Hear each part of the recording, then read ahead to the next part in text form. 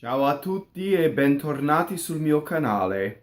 Hello there everyone. Welcome to another Italian pronunciation video, this time for the aria Smanie implacabili from Così fan tutte. We will explore the tips and tricks to help you sing your aria without accent and also discuss proper open and closed vowels and other non-phonetic things such as phrasal doubling and assimilation.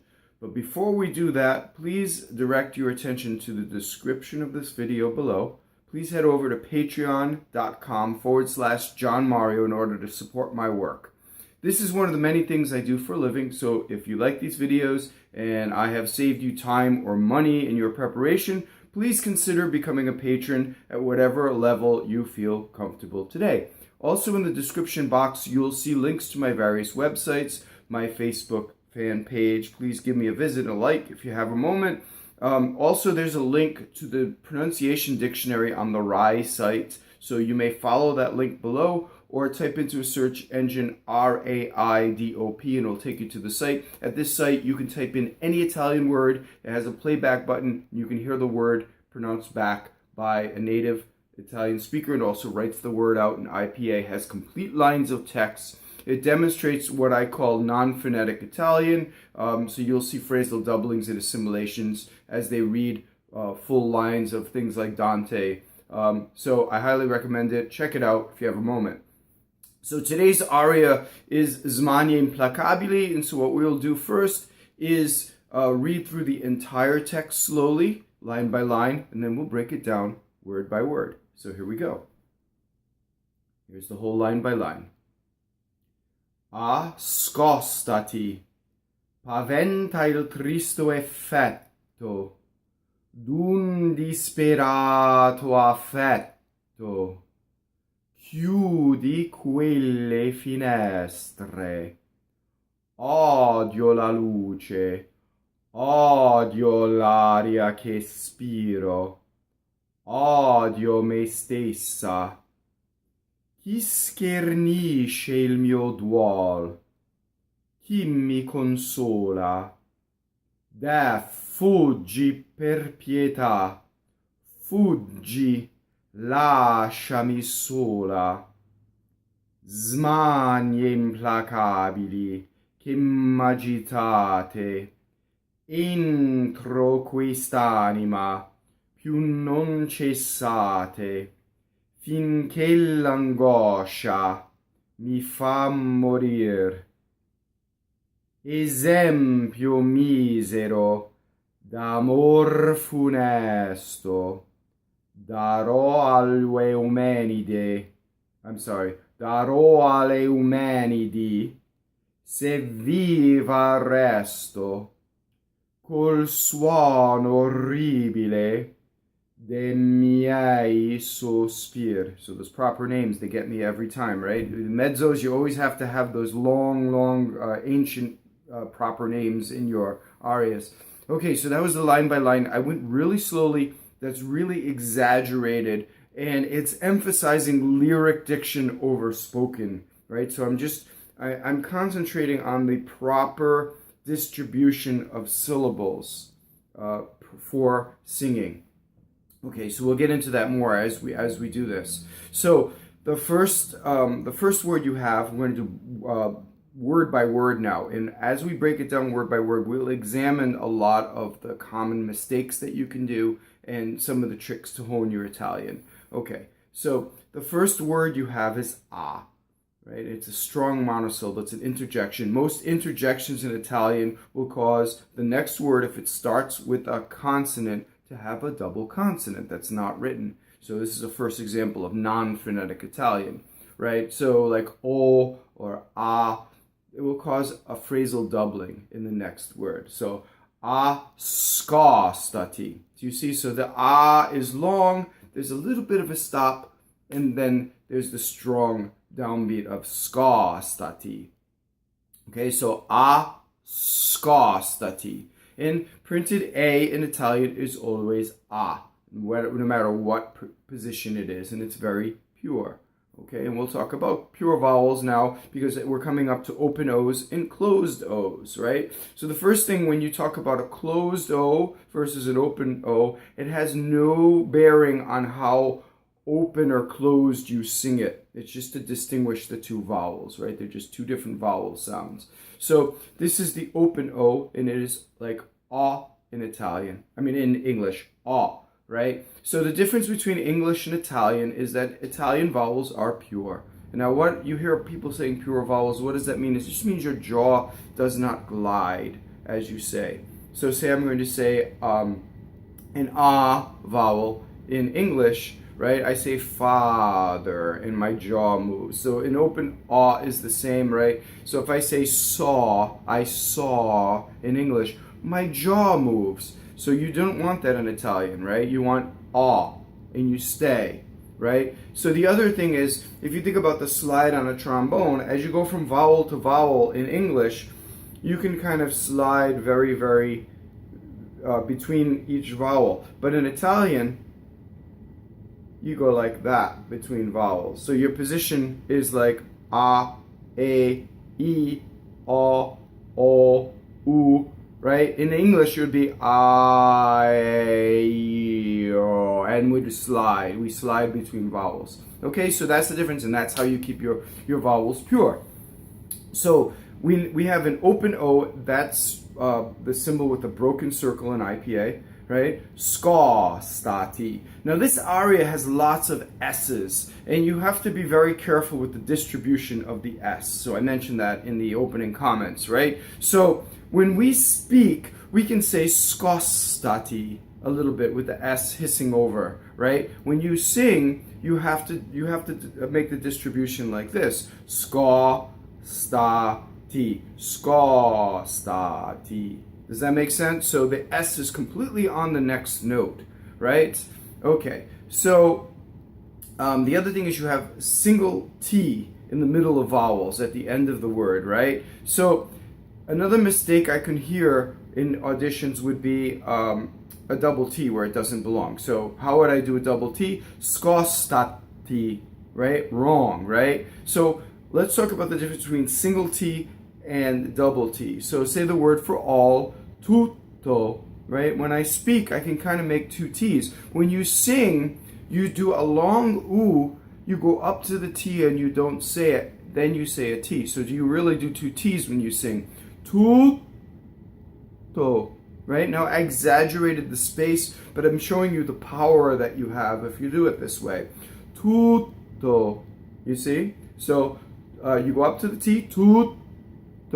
Now in this word, you can do it wrong if you double the T. Sscɔstati, right? I made two double T's, right? Sscɔstati, right? So now, what am I doubling? I'm doubling the vowels, right? So here's another way you can fix the word. And this will apply to a lot of words following. So I'm spending a lot of time on this, right? If you practice just vowels and you feel the flow, right? O-I, right? And it's legato, like a circle. O-I, right? So that circle keeps going. Now you put the consonants back in, it has exactly the same feeling. Sscɔstati. Does that make sense, right? So concentrate on the vowels, making the vowels long, and you won't double the consonants. Okay, going on. Now we have the word Pavɛnta. So there are a few phenomenon in this that will happen. One, you have an open E. You have an N that doubles because it touches a consonant, right? And this is one of those things I never have heard discussed, right? So if the N going into the T, Pavɛnta, has phonation, just like a double N, right? So a double N in Italian, has phonation. You actually have a note going through it, and your vocal cords are engaged, right?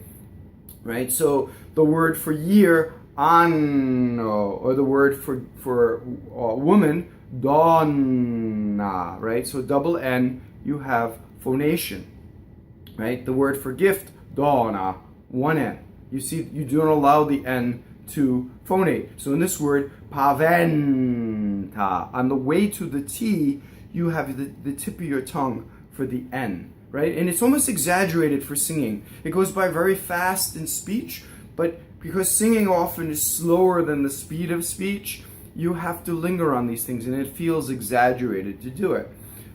So the E now is open in this word. Let's talk about open E versus closed E, right? So open E is like the E in head, right? So in English, of course, you have a glide, right? So if I say had, I go slowly to an I vowel in English. You want to avoid that in Italian. You just stay, okay? Pavɛnta. Now, so let's go difference between open E, closed E, open O, closed O. So open E is like head, without the glide. Hey, like hay is for horses, right? That's closed E without the glide. A, right? Open O is like I saw. I saw without the glide, right? Aw, right? Closed O, like oats.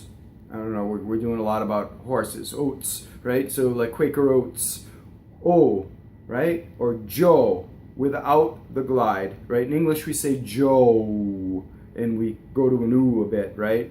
Joe, you just stay, okay? Right? And then the other thing is when you do closed vowels, a lot of teachers will have you avoid them for the reason that you get too much head resonance, right? You get way much in your head. So if you think about shouting, right? Hey, Joe, hey, right? Now, just the stretch of shouting without the pressure on your vocal cords of shouting, that's the proper stretch for singing closed vowels. So you're not going to sing them closed, you're going to sing them open. Does that make sense? And that's why you'll see them in the Nico Castell books as opened, especially the unstressed vowels. And also in Colorni, Singer's Italian, you'll see that. And maybe in the Moriarty too. I'm not as familiar with the Moriarty book. I need to check that out someday. But I believe I've seen pages from that, and they're also opening the unstressed. Okay, so we have Pavɛnta, open E. Now next is I. Printed I is always E. Il, right? Il tristo. Now notice that the L doubles in the same manner that N doubles by phonation. Il tristo. So did you notice that the L has phonation, right? Because the only reason is the L is touching a consonant, so then it will double. So next we have tristo. So notice the careful distribution of the S onto the final syllable, right? Not tristo. Tristo. The first syllable is all E. There's no S on it. So the next thing is the R roll. So let's talk about the rule for R when it rolls and when it flips. Any R that touches a consonant is rolled, and it's in that position. It's actually the same thing as when you do a lip trill, right? So you can have pitch. You can actually sing pitch on the R, right, as you do it. So tristo. The other thing is that R has nothing to do with vowels in Italian, right? And I'll elaborate further. If we say car in English, especially with as we go towards the west in the United States, right, not like Boston, the R will influence the vowel. It will actually bleed into it and meld with it, right? Car. Just like a grapevine will grow into a tree, right? And you end up with a vowel that is not singable at all, right? But if you think about your vowel and your R separate in Italian, a, r, right? You can actually practice. Or tristo, i, right? I, tristo. Then you get rid of the glottal, right? And it's straight in. So the O at the end is in an unstressed position, so it is closed.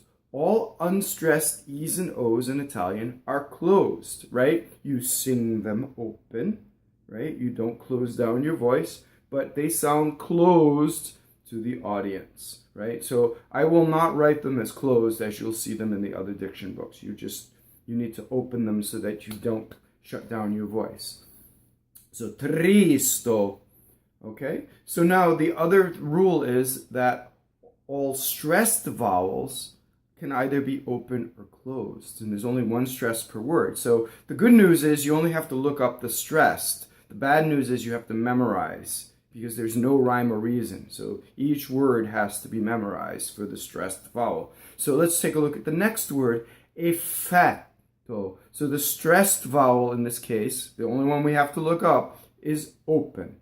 The unstressed are closed. So this follows a normal pattern in Italian words of the stressed is more likely to be open, but some of them are closed, right? But the unstressed are closed. So you have A, O. Now you have double F and you have double T. Okay, double F is not as strong as double T. We tend to do double F very well as American English speakers. Double T, we do too well too. We were really good with consonants, right? We're not as good with vowels, right? So what I'll hear often is effɛtto, or we just leave them out completely, right? So you don't want to stop on a fricative, on a double F, right? It's very lightly, effɛtto. And again, the double T, we go up to the T, we don't say it. Effɛtto. Go up to the T, don't say it, then say it. We're not doing effɛtto. Right, the other mistake I can hear all the time is that the "et" before the double T is shortened, and a lot of coaches will tell you to shorten, but that's not good for singing, right? So if I do that, effɛtto, you see, it becomes brutal, and it's bad, right? It's not generous. Effɛtto. Those vowels as upbeats leading into those double consonants are long, okay? And we still have the space for the double consonant. Let's go on. Dun. So U is always U. Dun. Next. Disperato. This is a very good word for single consonants. So number one, you have a dangerous S, right? You want to have the beautiful distribution. Dispe, right? The E is closed, right? And this is what I was talking about before. As American English speakers, the R will influence the vowel. So we'll get dispera or disperato, right? I made a really strong American accent. Disperato, right? Now the R is also flipped in this word. And why? Because it's surrounded by vowels. So any R that's surrounded by vowels is a single tick. Rato, right? Disperato, not R, not rolled. Disperato, and then we have single T, and we've already done single versus double T. Notice that the E is also closed, right? Okay, going on. Affɛtto. No need to do this word because it rhymes with effetto. Same, right? Chiudi, next word. So the H in this word is only there to make the K hard, right? Because CI is chi. CHI is ki, right? Now the semivowel, the I in this case, becomes invisible. Chiudi, it's just to get you in the Y position. Chiudi. But be careful with that, because when you're told that you're in the Y position, you could take the American Y position, like if we say yellow, think about how low that is, right? The color yellow. Now an Italian would say yellow, right? Double L and starting from an E, the Y, right? So if you think about this, you're starting from the E position, E, chiudi, right? Now the E is invisible. There's a single D. Chiudi is the mistake I hear a lot, right? You see double D. Chiudi. If you think you, again, right? So this is how you always can get rid of double consonants that are unwanted, right? Just by elongating the vowel. Going on. Quelle. So these words like questo, quello, quegli, they are all closed. And they have the stress on the closed E. Quelle. Let's talk about QU, which is always Q, right? And again, this is like a semi-vowel. The U almost becomes invisible. Quelle. But don't think about a W, right? You'll see in IPA that it's KW, correct? Right? Now that, as an English speaker, a W is lower. Quelle. Like if we say quest, right? The English word quest. I'm on a quest. It's down there. in Italian is from u. Quest, right? Quello. You understand? So you start from u. Quelle.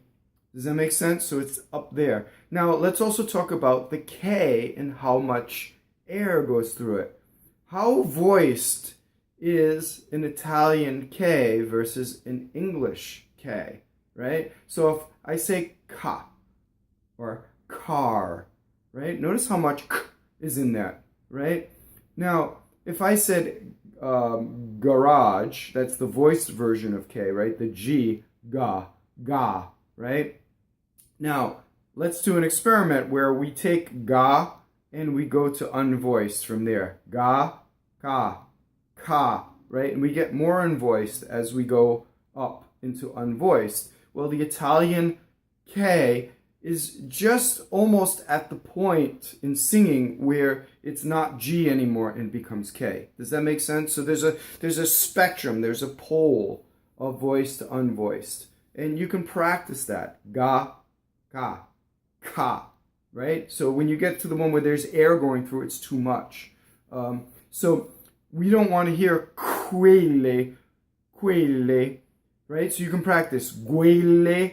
There's another good reason for that. For singing, especially when you go up high, you start to go around F, G, F sharp, right? A, and you're starting to sing these. You practice the voiced or the unvoiced, the voiced actually. You're going to have a beautiful jaw position. Quelle, right? So the higher you go, the more you go towards the voiced. Going on. Finɛstre.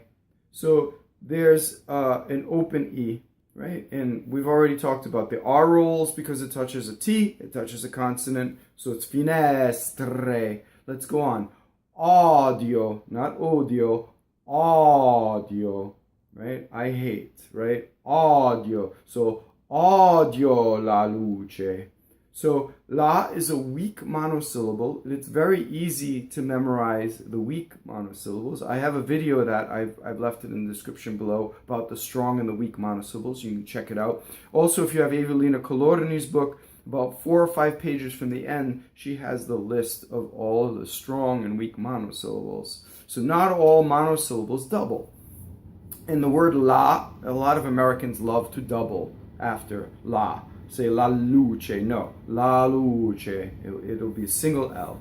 Okay, so luce, you have a single ch, right? So the mistake you can do is luce. So going on, Ɔdio, l'aria,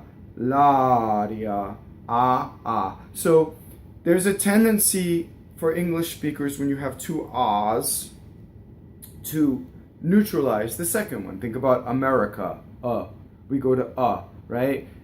America, So always remains no matter where it is, and you should be careful to keep it So aria, So end where you begin.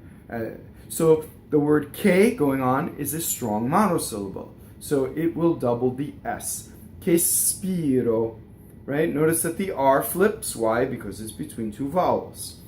Going on, Ɔdio, and the word me is a strong monosyllable. But in this case, we have a lot of S's. So you don't want to overdo it. In fact, you don't want to overdo phrasal doublings. They're just a little bit. They're very, very, as if the pasta were al dente, right? There's that spot where the pasta is al dente and then it's too mushy, right? And before that, it's too hard, right? So you want to find that point. Now, the best way, what I would recommend to you is go listen to Italian singers sing this aria. And you'll hear those phrasal doublings, but they're very subtle, right? They're very elegant, and you want to find that spot, right?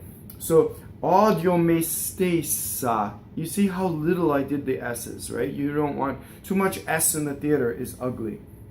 Notice also that stessa has the careful distribution of S and also has a closed E. Going on, the word key is a doubling word. And again, there's so much S in this aria, so you want to be careful. You don't want to have too much S. Sschernisce. Now, isce is considered a double consonant the way you say it, even though there really is no printed double consonant. Why is it a double consonant? Because there's a slight stop after the E before she, right? And she, you mean to do it when you say it. Sschernisce. You see? She. Sschernisce. Not. Sschernisce. You see? That one's passive. This one's active. Sschernisce. So as you sing, the she is completely on the last note, right? Going on. Il, mio. So the possessive pronouns mio, tuo, tua. The accent is on the first vowel, and the second vowel is just a grace note, right? Like io. There are plenty of pronouns like that in Italian, and this one is no exception. Mio. Going on, duɔl, open O. Chi mi consola. So the word chi is a strong monosyllable, it doubles the M. Mi is a weak monosyllable, so there's no doubling, right? Consola, closed O, single L.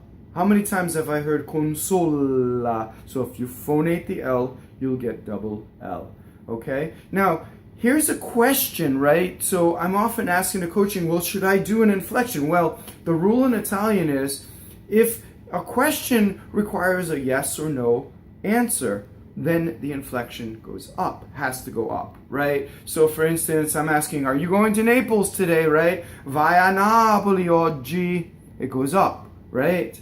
But in this case, when you use an interrogative word like who, when, why, it's already known as a question, right? So the intonation can go up or it doesn't have to, right? So you can say, chi mi consola? We know it's a question. Does that make sense? Okay, so going on.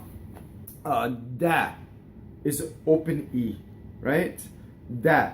And it causes a phrasal doubling. Da fuggi, right? You see, so double F. The double G is like DG. Da fuggi, fuggi. Per pietà. So per, not pear like the fruit, right? Not a pair of socks. There's no vowel that's air anyway in Italian, right? I hear that a lot. E, per. Again, you can practice by separating. Per, per. Pietà. Now, here's an interesting thing, right? The original word is pietade, right? There are a lot of words like that. Cittade for city, right? So the A with the accent, grave, is to tell us that the word has been truncated. So now that the word is truncated, the accent is on the last syllable. Words that end in the last syllable will double the next word, okay? So these are also doubling words. So as you're saying these fuggis in the maestoso across the rest, right? Per pietà, fuggi, right? So there's a double F across the rest. So you can go up to the F and not say it. And it's a very good way to carry your energy across those rests. Okay, going on. Lasciami. Again, the sh theory of that it is a double consonant technically, right? So non-Italians will say lasciami. Italians will say lasciami, right? My relatives are from Ischia, right? Every Italian will say Ischia, the island, right? Americans will say Ischia. You see the difference?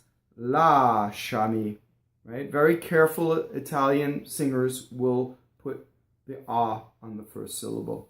Going on, sola, one L. Okay, so we will continue this. We'll go on to the aria in the next video. So we'll see you in the next video.